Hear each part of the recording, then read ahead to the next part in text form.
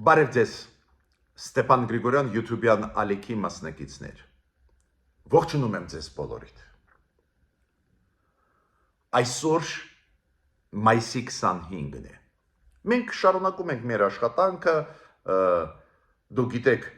այս աշխատանքը անչափ կարևոր է, հենց դրա պատճառով, որ մենք ձեզ տալիս ենք ստուգված ինֆորմացիա, վերլուծված ինֆորմացիան, քանի որ մենք տեսնում ենք ստերը տարածվում են, նարատիվները տարածվում են, այսօր ձեզ հետ ես կխոսեմ այն նարատիվների մասին, այլ ստերի մասին, որոնք տարածում են պրոռուսական փորձագետները Հայաստանում։ Լավրովի այցելությունից հետո, երբ որ Լավրովը ցույց տվեց ատելություն հայ ժողովրդի նկատմամբ, որը գալիս է Պուտինի վարչակազմից, պարզ է դիրքերը պրոռուսականների Հայաստանում շատ թուլացել են, հիմա իրանք փորձում են ստեր տարածել, ապակոնվորոշել հայ ժողովրդին, փոխանակ իրանց պայեն որպես Հայաստանի Հանրապետության քաղաքացիներ, որպես մարդիկ, ովքեր սիրում են հայրենիքը, իրանք փորձում են արդարացնել Լավրովի պահվածքը այստեղ, ինքը չգնաց ցեղասպանության հուշահամալիր, ինքը ասեց, որ Ֆրանսիայից զենք չգնենք, մենք էլ ձեզ զենք չենք տա, չպետք է պաշտպանեք հայ ժողովրդին, ինքը բաց դա ասեց։ Հիմա իրանք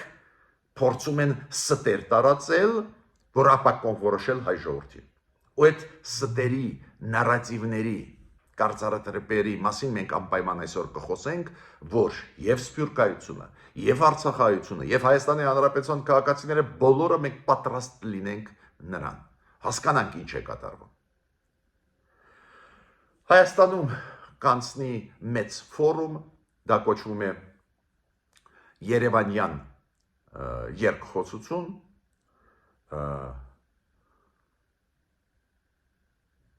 այս ֆորումին կմասնակցի աշխատանքներին, կմասնակցի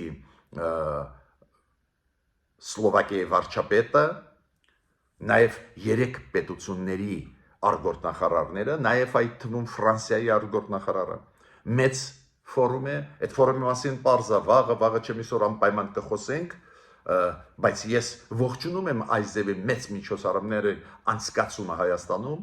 քանի որ դժբախտաբար մենք երկար ժամանակ նախկինների պատճառով մեկուսացված էինք, ամեն ինչ կապում էինք Ռուսաստանի հետ, հետո երբ որ Ռուսաստանը փոխեց իր կարծիքը այս կամ այն պատճառով, ուղղակի ահավոր ծանր վիճակի մեջ ընկանք, ուրեմն դիվերսիֆիկացիան արտաքին քաղաքականության ոլորտում շատ ճիշտ է, ողջունում եմ, դրա մասին կխոսենք նրա մասին, որ Արմեն Գրիգորյանը հայտարարեց իր գրասենյակը Հայաստանի Հանրապետության անվտանգության խորհրդի քարտուղարի գրասենյակը հայտարարեց, որ ինքը չի գնում Մոսկվա, Մոսկվայում 28 մայիսի նախատեսվում է շատ լուրջ միջոցառում, բայց Հայաստանը մերժեց ու ճիշտ արեց։ Կխոսեմ անպայման նրա մասին, որ Լավրովի այս լկտի պահվածքը Հայաստանում գնահատվեց Պուտինի կողմից, Լավրովը անմիջապես վերադառնալուց հետո Մոսկվա Պուտինի կողմից ստացավ շքանշան, նախնական ցուցակներում ինքը չկար, բայց վերջում իրան տվեցին, հենց դրա պատճառով, որ ինքը ստեղ լկտի պահված ցուցաբերեց, նաև չգնաց ցեղասպանության հուշահամալիր, պարզ է դա ապտակ էր հայ ժողովրդին, պարզ է դա Պուտինը գնահատեց։ Կխոսենք նաև այլ զարգացումների մասին, Ալեքսանդր Դուգինի մասին մի քանի խոսք, այն հայտնի գաղափարախոսի գիտնականի ռուսական, որը հակահայկական դիրքորոշում ունի, որը ամեն ինչ արեց, որ Պուտինի թիմը անցնի միակողմանի իօքուտ Ադրբեջանի, որ Ադրբեջանը հենց եվրասիական այդ կոնցեպտի մեջ մտցվի ու դրա պատճառով նաև ծնվեց Լավրովի պլանը, դրա պատճառով նաև մենք ունենք այս ծանրագույն վիճակ անվտանգության ոլորտում Հայաստանի համար, բայց իր գրառումները շատ ուշագրավ են։ Ինքը ապշած է, ոնց իրան ֆրցրեց Ալիևը։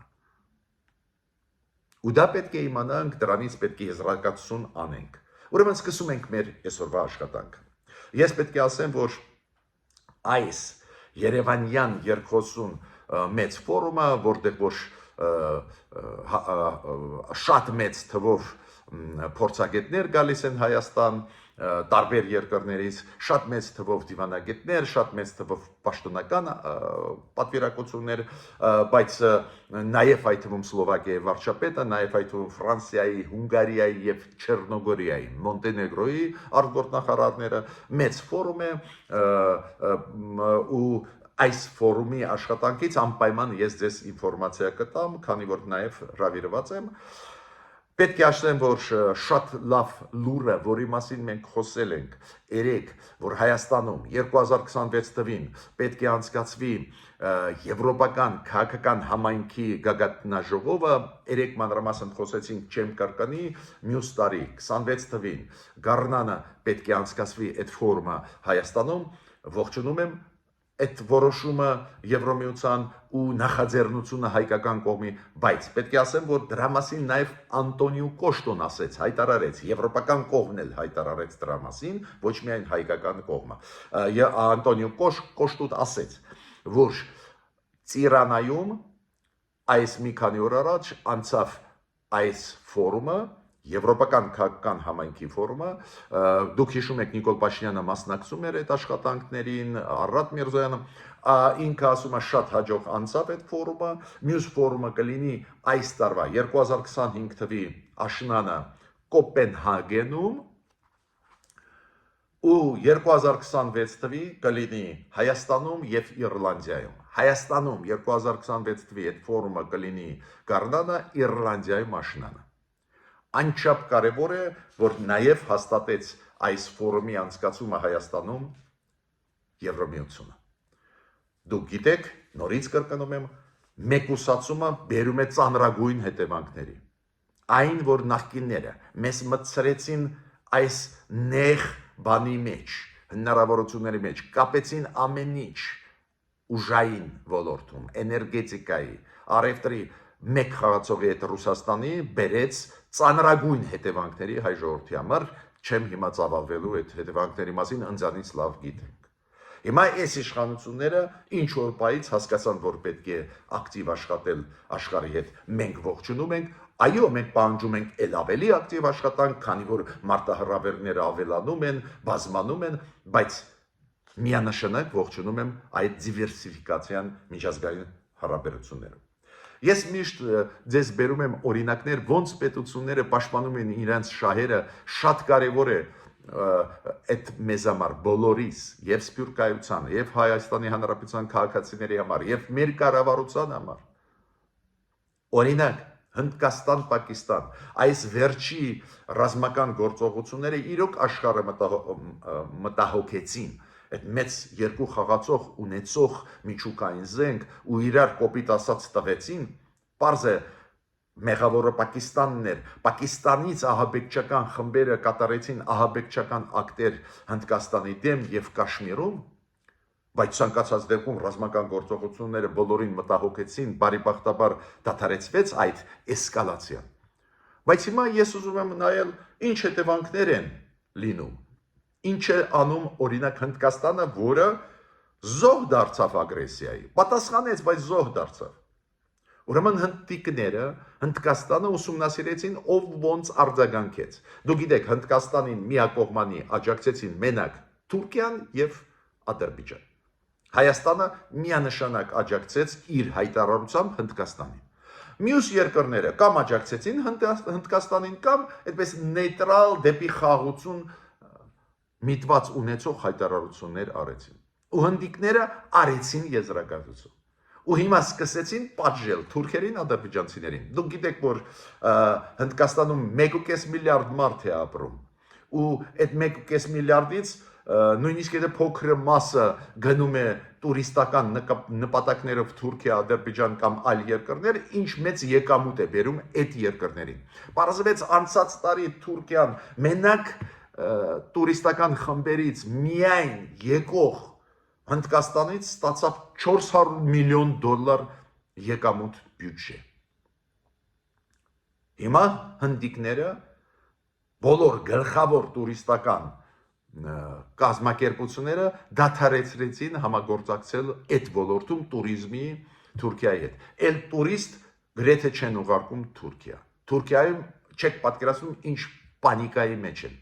խուճապի մեջ են։ 400 միլիոն տարեկան բյուջե կորցնել, այդ լուրջ է։ Նաև տուրիստական թուրքական կազմակերպությունները տուժում են։ Այո, պատժում է Հնդկաստանը։ Նույնը արեց Ադրբեջանի դեմ ուղղված։ Հիմա Հնդկաստանի IT բարձր տեխնոլոգիաների կազմակերպությունները դադարեցնում են համագործակցությունը Թուրքիայի հետ եւ Ադրբեջանի հետ։ Այ պետություն, այ դայա պետությունը։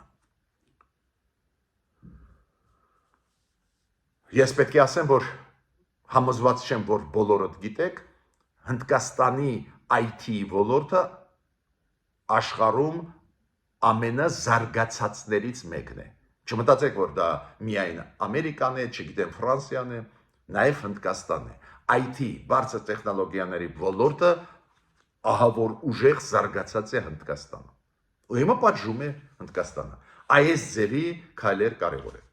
Հայաստանն էլ իր քայլը արեց, ողջունում եմ Արմեն Գրիգորյանի գրասենյակը մեր Անվտանգության խորհրդի քարտուղարի գրասենյակը հայտարարեց, որ ինքը չի մասնակցի այն միջոցառմանը մեծ, որը պլանավորում է Ռուսաստանը անցկացնել մայիսի 28-ին։ Հա, պատճառը գտան, որ մայիսի 28-ը մեր հանրապետության օրն է եւ այլ առաջի անկախության օրն է։ Պատճառ գտան, շատ նորմալ է, բայց մենք հասկանում ենք, ինչու չի գնում Արմեն Գրիգորյանը Մոսկվա։ Մոսկվայում Ռուսաստանը պլանավորում է անցկացնել մեծ ֆորում, դա 13-րդ ֆորումն է, տարբեր պետությունների անվտանգության խորհուրդների նախագահների կամ տարբեր պետությունների համապատասխան ինստիտուտների, ովքեր զբաղվում են անվտանգության հարցերով, օֆիսներ, ներկայացուցիչներ։ Այս ֆորումը Ռուսաստանը պարզ է ուզում է մեծ անցկացնել, ինչքան կարելի է շատ պետություններ գալ, նույնիսկ իրանք ձևակերպեցին գլոբալ հարավի եւ գլոբալ արևելքի պետությունների BRICS-ից սկսած, չգիտեմ, Եվրասիականով, ՀԱՊԿ-ով, ԱՊ-ի երկրներով, Շանխանյայի կազմակերպություններով, որ բոլորը հավաքվեն։ Հայաստանը ասեց, մենք տեղ չունենք։ Ու դա շատ ճիշտ է, շատ հասարակ ես տալիս եմ իմ բացատրությունը։ Շատ հասարակ է։ Սերգեյ Լավրովը եկավ ստեղ ու ասեց մենք ձեզ զենք չենք տա։ Նույնիսկ այն զենքը, որի համար դուք փող մուծել եք։ Ու երկրորդը Սերգեյ Լավրովը Հայաստանում ասեց, լկտի պայեց, ասեց Ֆրանսիայից զենք չգնեք, մենք թույլ չենք տա, որ Հայաստանի կառավարությունը պաշտպանի Հայաստանի ժողովրդին։ Ադրբեջանը ինչ ուզենա, պետք է ձեր գլխին անի։ Էս ասեց Սերգեյ Լավրովը։ Մյուսը ինքը չգնաց ցեղասպանության հուշահամալիր ծիծեռնակաբան Բերթում, դրանով ցուցաբերեց անհարգալից վերաբերմունք։ 15 րոպե ինքը չուներ գնաց ուրիշ տեղեր, ինչ որ աֆերիստների հետ հանդիպեց, ինչ որ անմահգունդ, ինչ որ չգիտեմ, ինչ որ մարդկանց հետ հանդիպեց, ոչ էլ ճանաչում ենք ովքեր են, ինչ են Երևանում, բայց չգնաց ծիծեռնակաբերդ։ Ու պարզ է, որ մենք ստեղ չունենք ընդհանուր բաներ։ Ավելին Պուտինը Լավրովի վերադառնալուց հետո գնահատեց այն փաստը, որ ինքը ապտակեց հայ ժողովրդին ու տվեց իրան շքանշան։ Այո։ Հիմա Ալեքսանդր Դուգինի մասին մի քանի խոսք, դուք գիտեք, այդ գիտնականն է, բավական ճանաչված եվրասիական գաղափարախոսության գլխավոր իդեոլոգ, գաղափարախոս գլխավոր այդ կոնցեպտի եվրասիական։ Ու այդ Ալեքսանդր Դուգինն է, որ կարողացավ Պուտինի թիմին ապացուցել, որ Ադրբեջանն պետք է լինի Կովկասից այդ կոնցեպտի մեջ։ Ու դրանից սկսվեց փոփոխություն Ռուսաստանի քաղաքականության եւ Լեռնային Ղարաբաղի հարցի նկատմամբ եւ Հայաստանի նկատմամբ։ Միգուցե Պուտինը այդտենց էլ կգնալ այդ ճանապարհով հակահայկական, բայց դրանից սկսվեց։ Դրանից հետո ծնվեց փաստը, որ Լավրովի պլանը, որ Հայաստանը ամեն ինչ պետք է վերատա, որ Լեռնային Ղարաբաղը անբաժանելի մասն է Ադրբեջան, դրանից ամեն ինչ սկսվեց։ Ես հիմա այդ չեմ ուզում խորանալ, այս մարդը հայ ժողովրդի թշնամի է։ Իր կոնցեպտը հայ ժողովրդի դեմ է ուղղված, ցավով պետք է ասեմ, որ իրականացվեցին իր պլաններից զգալի մասը, մենք ունեցանք լրջագույն կորուստներ, Ռուսաստանը այսօր էլ մեր դեմ է, այսօր էլ, ու ինքը հենց գաղափարախոս էր, որ Ադրբեջանի տարածքային ամբողջականությունը պետք է հարգվի։ Ինքը այն գաղափարախոսն էր, որ Մոլդովայի ու Վրաստանի տարածքային ամբողջականությունը չպետք է հարգվի, բայց Ադրբեջանինը պետք է հարգվի։ Ու հիմա ուրախությամբ ձեզ պետք է ասեմ, որ բավական ծանր վիճակի մեջ այդ մարդը հայտնվեց, ինքը արեց գրառում, որից ամեն ինչ հասկացվում է։ Իրոք, չգիտեմ, կարողա կաշարեցին, կարողա, չգիտեմ, նավթի հոտը իրան դուր է գալիս, խավիարը դուր է գալիս, չեմ ուզում այդ ենթադրությունները անել։ Այս մարդը խփեցին իրան ադրբեջանցիք։ Ինքը մտածում էր, որ ամեն ինչ լուծելով ի օգուտ Ադրբեջանի, Ադրբեջանը կգնա դեպի Ռուսաստան, դեպի եվրասիական այդ կոնցեպտ։ Հիմա ինչ է կատարվում Ադրբեջանում։ Բոլոր իր կողմնակիցներին Ադրբեջանում հիմա ձերբակալում են։ Ու ինքը աղազանգում է, ինքը ասում է, ինչու դուք այդպես խիստ դատապարտում եք, բանտ նստացնում եք մարդկանց, ովքեր ուզում էին, որ Ռուսաստանը Ադրբեջանի հետ մոտ լինի։ Ու ինքը ասում է, այն չի կատարվում Ադրբեջանում, ինչի եք փակում Սպուտնիկը Ադրբեջան, ինչի եք փակում ՌԻԱ Նովոստին, ինչի եք փակում ռուսական այդ տան գրասենյակները Բաքվում, ինչի այդ մարդկանց բոլորին եվրասիականի կողմնակից Ադրբեջանի ինտեգրացիա Ռուսաստանի հետ բոլորին ձերբակալում։ Մենք ձեզ աջակցել ենք, մենք ձեր տարածքային ամբողջականությանը աջակցել ենք, մենք Պուտինին համոզել ենք, որ դա ճիշտ է։ Ու ինքը ասում է, ինչա դուք մտածում եք, որ այդպես հեշտ կգրավեիք Լեռնային Ղարաբաղը, ինքը ասեց Ղարաբաղը, դաս բոլորին, ովքեր դավաճանում են սկզբունքները, դավաճանում են հայ ժողովրդին, այսպես պատասխաններ կստանաք։ Միթե այդ կամ միամիտ էիք, որ Ադրբեջանը ինտեգրվում է Թուրքիայի հետ, Ադրբեջանը ակնհայտ ասում է Թուրքիա, Պակիստան, համատեղ բանակ ենք ստեղծում, թուրքական աշխարհ, թուրքալեզու աշխարհ, ու դուք հավատում եք, որ իրանք Ռուսաստանի հետ կգնան, այդ կամ միամիտ եք, կարողա ուրիշ գործոններ աշխատեցին։ Բայց այդ ինֆորմացիան ուզում էի ձեզ տալ։ Հիմա Սիրիա, Թուրքիա։ Գիտեք, հատուկ ուզում եմ դրա մասին խոսել, մենք տեսնում ենք, որ Իսրայելը շատ հետևողական պատերազմական գործողություն ծավալում է Գազայում, շատ հետևողական ուզում է ոչնչացնել Համասը, շատ հետևողական քայլեր է անում, պահանջում է Համասից, որ այդ գերի վերցրած մարդկանց, պատանդ վերցրած, որ վերջնականորեն բոլորին ազատեն, լարված է վիճակը։ Մյուս կողմից Թուրքիան օգնում է Սիրիային, Գազայի հարցով ունի իր դիրքորոշումը, դուք գիտեք, Թուրքիան հասավ նրան, որ Միացյալ Նահանգները փոխում են իրենց դիրքորոշումը Սիրիայի իշխանությունների նկատմամբ, դուք գիտեք, որ Միացյալ Նահանգները նշանակեցին հատուկ բանագնաց ոչ միայն արևելյան մերձավոր արևելքում, նաև Սիրիայի հարցերով, ու այդ բանագնացը Միացյալ Նահանգների հանդիպեց Ահմեդ Շարայի հետ, որը Սիրիայի այսօրվա ղեկավարն է, քննարկվեցին, հետաքրքիր է դա, Սիրիայի ղեկավարի դե ֆակտո այսօրվա Սիրիայի ղեկավարի հետ Ամերիկայի բանագնացը քննարկեց Գազայի խնդիրները, շատ հետաքրքիր է դա Թուրքիայի ազդեցությունն է, Թուրքիան կարողանում է համոզել ամերիկացիներին, դուք գիտեք, Միացյալ Նահանգները սկսեցին հանել սանկցիաները Սիրիայից, բայց քանի որ իրանք ամերիկացի գիտեն, որ Սիրիայի իշխանությունները անկայուն դեմքեր են, ամեն ինչ կարող է վաղը լինել, դա է պատճառը, որ միայն 180 օրով հանեցին սանկցիաները, ասում են նայենք ինչ զարգացում կլինի, Էրդողանը մի օր առաջ հանդիպեց նույն Ահմեդ Շարայի հետ, Սիրիայի ղեկավարի Թուրքիայում, ու այդ Սիրիայի ղեկավարը դրանից հետո բանագնացի հետ Ամերիկայի հանդիպեց։ Այս process-երի մասին այնուամենայնիվ ուզում եմ, որ դուք իմանաք։ Նույնը Ադրբեջանը ոնց է Թուրքիան տարածաշրջանում ակտիվ, դուք գիտեք, Թուրքիայի միջոցով գնում են ռուս-ուկրաինական բանակցությունները ու գնացել են հենց Ստամբուլում, նույն ֆունկցիան massամբ վերցնում է իր վրա Ադրբեջանը, բացի դրանից Ադրբեջանը ակտիվ է աշխատում իր դաշնակիցների հետ, մենք էլ հիմա բարեբախտաբար աշխատում ենք, բայց ակտիվացումը պետք է ուժեղացնենք, օրինակ դուք գիտեք, որ Բայրամովը արտգործնախարարը Ադրբեջանի ունեցավ հեռախոսազրույց Պակիստանի արտգործնախարարի հետ, քննարկել են տարբեր հարցեր, նաև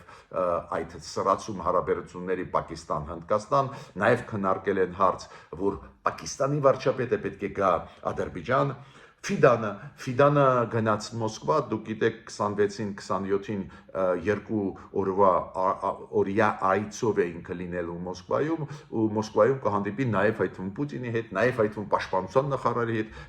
թող հանդիպի Սերգեյ Լավրովի հետ, էլի մի նույնացիպ մտածելակերպ ունեցող մարդիկ են, հակահայկական, պրոթուրքական, թող այնտեղ հանդիպի, ինչի է պաշտպանության նախարարի հետ հանդիպում։ Բայց այդ օրինակները բերում են ինչքան ակտիվ Ադրբեջանը եւ Թուրքիան իրենց դաշնակիցների հետ համագործակցում են։ Դուք գիտեք, Միացյալ Նահանգների այսօրվա ադմինիստրացիան, մեծ տեղ է տալիս Թուրքիային, բայց այդ ադմինիստրացիան այնուամենայնիվ միաժամանակ ճնշում է Թուրքիային տարբեր հարցերով, նաև Թուրքիայի դիրքորոշը Գազայի նկատմամբ ամերիկացիներին դուր չի գալիս, Թուրքիայի դիրքորոշումը պահել փակ սահմանը Հայաստանի հետ դուր չի գալիս ու բացասում է նույն Մարկ Ռուբիոն, բայց տեսնում եք ինչքան իրանց դաշնակիցների հետ ակտիվ աշխատում են, պետք է սովորենք։ Բայց կարևոր հարցը, որին ես հիմա անցնում եմ, ու այդ հարցը գլխավոր իմ կարծիքով հարցն է այսօր մեզ համար։ Նայեք, Սերգեյ Լավրովի այցելությունը իրոք ավարտվեց սկանդալով։ Այդ սկանդալ է, երբ որ գալիս է մեծ երկրի ղեկավարը կամ արտգործնախարարը Հայաստան ու չի գնում ցեղասպանության հուշահամալիր։ Ակնհայտ անհարգալից վերաբերմունք։ Ես հիմա չեմ ուզում խորանալ, ֆորմալ պետք է, ֆորմալ պետք չի, իրավունք ունի, պարտադիր է, պարտադիր չի։ Պաշտոնական այցելություններ բոլոր երկրներից, նաև արաբական աշխարհի երկրներից, պաշտոնականը, կիսապաշտոնականը, աշխատանքայինը բոլորը գնում են ծիծեռնակաբեր։ Դու ով ես, որ չգնաս։ Ու պարզը բոլորը հասկացան, որ շատ թուլացան Ռուսաստանի դիրքերը Հայաստանում, շատ բացասական մեր հասարակությունը արձագանքեց այն փաստին, որ Լավրովը սպառնում էր մեզ, որ մենք զենք չառնենք Ֆրանսիայից, որ մենք չկարողանանք մեր կառավարությունը պաշտպանել հայերին, հայ ժողովրդին Հայաստանում, հնարավոր Ադրբեջանի հարձակումներից։ Ու հիմա միացրեցին 5-րդ շարասյունը, քաղաքական եւ փորձագիտական դաշտը։ Ուրեմն երեք կարդում են պրոռուսական մի հայ փորձագետի պրոռուսական, պարզ է շշկարված են, չեն կարող գովալ Լավրովին, բայց տարածում են իրենց նարատիվները, ուշադիր եք ժողովուրդ։ Հիմա ինչ է ասում այս մարդը։ Ասում է Հայաստանի իշխանությունները վարկաբեկում են Ռուսաստանին։ Ֆանտաստիկա։ Դուք Հայաստանի իշխանությունները մեղավոր են, որ Լավրովը մեր սպառնում էր, որ զենք չառնենք Ֆրանսիայից։ Հասկանում եք, դու կարելի է ստել։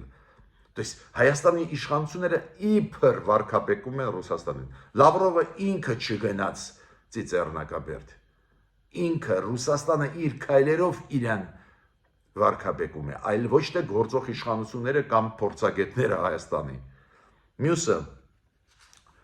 Հայաստանի իշխանությունները ուժեղացնում են ազդեցությունը Թուրքիայի մեր տարածաշրջանում։ Ուրեմն նայեք, Ռուսաստանը չի աջակցել մեզ։ Ռուսաստանը աջակցում է Ադրբեջանին։ Ռուսաստանը օտարել է Լեռնային Ղարաբաղը տվել է Ադրբեջանին։ Պարզ է ավտոմատ Հայաստանում ընկնում է հեղինակությունը Ռուսաստանի։ Ինչ մեղք ունի Հայաստանը, Հայաստանի փորձագետները պրոեվրոպական, պրոարևմտյան, ինչ մենք ունենք, երբ որ Ռուսաստանը մեզ ջաջակցեց։ Ռուսաստանի հեղինակության անկումը Ռուսաստանի քայլերից է կապված։ Ու ավտոմատ, եթե Ռուսաստանը չկա այս տարածաշրջանում, մեր դեմը ավտոմատ այլ խաղացողների դերը կարող է մեծանա, այո, կարող է մեծանա, կարող է մեծանա Թուրքիայի դերը, կարող է մեծանա Իրանի դերը, ակնհայտ մեծանում է Եվրոմիության Միացյալ Նահանգների դերը։ Պարզ է, եթե Ռուսաստանը դուրս է գալիս տարածաշրջանից, դուրս է գալիս Հայաստանից, դավաճանում հայ ժողովրդի շահերը, պարզ է Ռուսաստանի եւ անկում է ապրում իր դերը եւ այլ խաղացողների նաեւ Թուրքիայի կարող է մեծանալ։ Մյուսը ամեն ինչ անում են իշխանությունները Հայաստանի, որ ստեղ բախվեն շահերը այլ խաղացողների։ Չհասկացա։ Բազմավեկտոր քաղաքականություն, այդ հասկացությունը չգիտեք, որ կա։ Լիքը պետությունները աշխարհում վարում են բազմավեկտոր քաղաքականություն արտաքին։ Աշխատում են եւ Արևմուտքի հետ, եւ Արևելքի հետ, եւ Չինաստանի հետ, եւ չգիտեմ ինչ։ Այս ծեսաբարի չոր նորություն է, ու ինչ է անպայման Արևմուտքը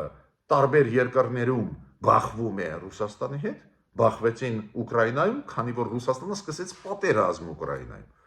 Բայց ուրիշ տեղերում ես չեմ տեսնում բախումներ։ Չեմ ասում դա լավ է, վատ է, հիմա այդ առանձին քննարկման առարկա է։ Շատ վատ է, որ Ռուսաստանը պատերազմ է վարում Ուկրաինայի դեմ, ու իդեպ ասեմ ձեզ, այսօր նորից լայնամասշտաբ հարձակումներ են անում։ Հանցագործ ռեժիմ է Պուտինը։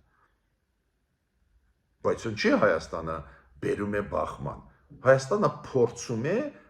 այլընտրանքներ ստեղծել, որ մեր ժողովրդին պաշտպանի, մեզ բոլորիս, քաղաքացիներից։ Մյուս նարատիվը։ Ինչի եք սպասում Լավրովից մեծ բաներ։ Չհասկացա։ Ոչ ոք չէ սպասում Լավրովից մեծ բաներ, բայց գոնե մենք չէինք սպասում, որ ինքը գա ստեղ սպառնա, մեզ նսեմացնի։ Ուրեմն միք բան անի էլի, ծածկադմփոց անի, փակի, իբր դե եկավ գնաց, ոչ շատ կարևոր այցելությունները Լավրովը ասեց, որ հայեր մենք ձեր դեմ ենք, մինչև վերջ ձեր դեմ կպայքարենք։ Ու պատասխանը պետք է լինի շատ հասարակ։ Մենք պետք է ուժեղանանք, զարգանանք եւ աշխարհի հետ աշխատենք։ Ու մյուսը ել ավելի կարևորը։ Ուրեմն մեր ժողովուրդը իմաստուն ժողովուրդ է։ Իմաստուն, գրագետ, աշխատասեր, սրտաբաց։ Մեր ժողովուրդը տարբերում է Պուտինի ռեժիմը ռուս ժողովրդից։ Ու դա է պատճառը, որ Հայաստանում բոլոր ազգերը գալիս են հաճույքով, տուրիզմի նպատակով, նայել Հայաստանը, ապրել Հայաստանում, ու բոլորը ցանկալի են ստեղ։ Մեր ժողովուրդը բաց ժողովուրդ է։